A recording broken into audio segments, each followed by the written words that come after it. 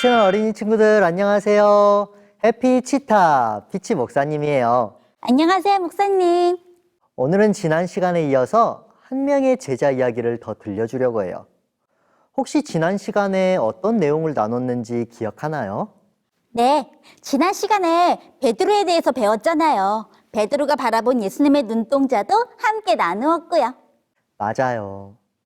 그런데 예수님이 잡히시던 밤에 예수님의 마음을 아주 아프게 했던 제자가 한 명 더 있었어요. 바로 예수님을 제사장들에게 팔아넘긴 유다라는 제자였어요. 예수님을 팔아넘긴 제자라고요? 목사님, 그런데 유다는 어떻게 예수님의 제자가 된 거예요? 처음부터 예수님을 팔기 위해 접근했던 걸까요? 처음에 유다는 예수님이 너무나 좋아서 예수님을 따라 나섰던 제자예요. 다른 제자들은 모두 예수님께서 직접 부르셨고 거기에 응답해서 제자가 되었다면 유다는 달랐어요. 유다는 먼저 예수님께 다가갔어요. 그리고 예수님께 제자로 받아달라고 부탁했었죠. 네, 먼저 예수님께 와서 제자로 받아달라고 부탁했다고요? 유다는 왜 그렇게까지 했던 거예요? 유다는 예수님께서 많은 아프고 병든 환자들을 고쳐주시는 것을 보았어요. 심지어는 죽은 사람을 살리시는 모습도 보았지요. 게다가 예수님이 하시는 말씀은 어찌나 훌륭하고 달콤했던지 유다는 예수님을 사랑하게 되었고 예수님과 함께하고 싶었어요. 그리고 예수님의 제자가 되었을 때 예수님을 열심히 따라다니고 다른 제자들처럼 예수님의 능력으로 아픈 사람도 고치고 귀신도 쫓아내는 일을 했었죠. 유다는 정말로 예수님을 사랑했던 거군요. 그런데요, 목사님, 그런 유다가 어쩌다가 예수님을 팔아넘기는 것까지 하게 된 거예요? 처음 제자가 되었을 때 유다의 모습과는 너무 다른 모습이잖아요. 유다가 다른 제자들과는 다른 한 가지 차이가 있었는데요. 그것은 바로 예수님께 자신을 굴복하고 복종하지 않았다는 거예요. 유다는 여러 번 예수님께 자신을 굴복시킬 기회가 있었지만 그렇게 하지 않았어요. 그럴 때마다 예수님보다는 자기 자신을 선택했기 때문이죠. 그런데도 불구하고 유다는 예수님을 따라다녔잖아요. 차라리 중간에 예수님을 떠났더라면 이렇게 끔찍한 일은 없었을 텐데 말이에요. 분명 유다가 예수님이 너무 좋아서 예수님의 제자가 된 것은 맞아요. 하지만 유다의 마음에는 언제나 저울이 있었어요. 바로 예수님과 나라는 저울이었죠. 예수님이 좋아서 따라다니기는 했지만 예수님과 나를 선택해야 할 순간에는 언제나 나를 선택했던 것이죠. 다시 말해서 유다의 마음에는 예수님보다 나를 더 사랑하는 마음이 있었어요. 나아가서 세상 누구보다도 나를 사랑했죠. 그랬기 때문에 끊임없이 남들과 비교를 하는 마음이 있었고 또 언제나 은근히 남들을 깔보면서 우쭐한 마음을 가지고 있었어요. 모두 나를 너무 사랑하는 마음이 만들어낸 행동들이었죠.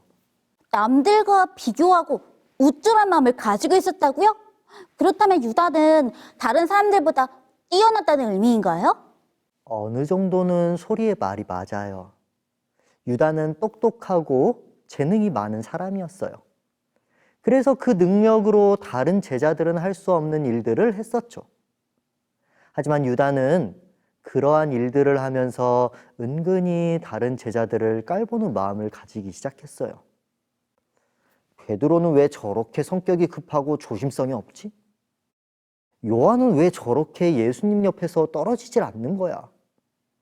마태는 왜 저렇게 모든 일을 느리게 처리하지? 유다가 보았을 때는 모두가 부족해 보이고 좋은 기회조차 잡지 못하는 답답한 사람들이라고 생각했어요. 심지어 예수님조차 유다는 그렇게 생각을 하고 판단했던 거예요. 네? 예수님에게도 비교하고 판단했다고요? 목사님, 어떤 일이 있었길래 유다는 예수님을 그렇게 생각했던 거예요? 하루는 예수님께서 배고픈 사람들을 위해 떡 5개와 물고기 2마리로 수천 명을 먹이는 사건이 있었어요. 유다도 그 자리에서 함께 사람들에게 음식을 나누어 주고 있었지요. 유다는 음식을 나누어 주면서 생각했어요. 아, 이렇게 능력 있는 예수님을 왕으로 만든다면 나는 예수님의 제자이기 때문에 분명 그 옆에 높은 자리에 앉을 수 있겠지? 내가 다른 제자들보다 뛰어나니까 분명 예수님 바로 다음 자리는 내 자리가 될 거야. 유다에게는 예수님을 이 세상의 왕으로 만들고 싶은 욕심이 있었네요. 그래야 자신도 성공하고 출세할 수 있으니까 말이에요. 근데 하지만 예수님께서는 이 세상의 왕이 될 생각이 전혀 없으셨잖아요. 맞아요. 그래서 유다는 예수님께 매우 실망했어요. 예수님께서 이 세상의 유익에 아무런 관심이 없다는 것을 알게 되자 유다는 더 이상 예수님과 너무 가까워지지 않기로 다짐했어요. 유다가 생각했을 때 예수님 옆에서는 아무런 명예도, 아무런 지위도 얻을 수 없다고 판단했기 때문이었죠. 그리고 언제든지 예수님 옆에서 더 이상 유익을 얻지 못한다면 예수님을 떠날 준비를 하고 있었어요. 저런, 세상에서 얻을 수 있는 게 없다는 이유로 예수님을 떠날 생각을 했다니. 그리고 실제로 예수님을 원수들에게 팔아넘겼다니. 유다의 결정이 너무나 안타까워요. 어느 날은 부자 청년이 예수님을 찾아왔어요. 그리고 예수님께 구원받을 수 있는 방법을 물어보았지요. 그런 부자 청년을 보고 예수님은 뭐라고 말씀하셨을까요? 함께 생각해 볼까요? 예수님을 찾아온 부자 청년. 예수님은 부자 청년에게 뭐라고 말씀하셨을까요? 힌트. 누가복음 18장 22절을 읽어보세요. 정답. 재산을 모두 가난한 이웃에게 나누어 주어라. 네가 가진 것을 전부 팔아서 가난한 사람들을 도와주거라. 그리고 나의 제자가 되어 나를 따라오거라. 유다는 이런 예수님의 대답에 너무 화가 났어요. 부자 청년의 재산만 있다면, 그리고 부자 청년의 인맥이라면 예수님과 자신이 하는 일들을 훨씬 더 쉽게 할 수 있을 텐데 그걸 이용하지 못하는 예수님이 너무나 어리석어 보였죠. 그리고 그런 생각을 하는 자신이 예수님보다 더 똑똑하다고 생각했어요. 예수님보다 더 똑똑하다고 생각했다고요? 결국 다른 사람보다 나를 더 높이는 마음이 있었기 때문에 결정적인 순간에 유다는 예수님을 버렸던 거였군요. 맞아요. 다른 사람보다 나를 높이는 마음, 그리고 다른 사람들을 끊임없이 판단하고 비판하는 마음이 유다에게 있었기 때문에 유다는 아무리 좋은 예수님의 말씀을 듣고 아무리 위대한 예수님의 능력을 보아도 결국은 예수님을 믿지 않고 의심하게 되었던 거예요. 그리고 그런 의심의 마음은 결정적인 순간에 예수님을 팔아넘기는 무서운 마음으로 바뀌게 된 것이지요. 남보다 나를 더 높이는 마음이 그렇게 무서운 결과를 가져왔다니. 소리는 오늘부터 겸손한 마음을 가지게 해달라고 기도해야겠어요. 시작은 정말 작은 것처럼 보일 수도 있어요. 남을 무시하는 마음, 남과 비교하는 마음, 그리고 그 속에서 내가 조금 더 높아지고자 하는 마음이 있지요. 하지만 그런 마음은 사탄이 가졌던 마음이에요. 우리 함께 에스겔 28장 17절을 읽어볼까요? 시작! 내가 아름다움으로 마음이 교만하였으며 내가 영화로움으로 내 지혜를 더럽혔으며. 사탄이 처음 죄를 지었을 때도 그런 마음으로 죄를 지었어요. 내가 다른 천사보다 뛰어나니까 나는 하나님과 같아질 수 있어. 내가 예수님보다 더 높아질 수 있어.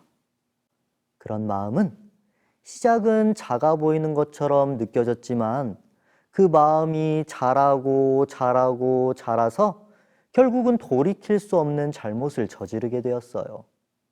친구들, 우리도 살면서 다른 친구들과 비교했던 적이 있나요?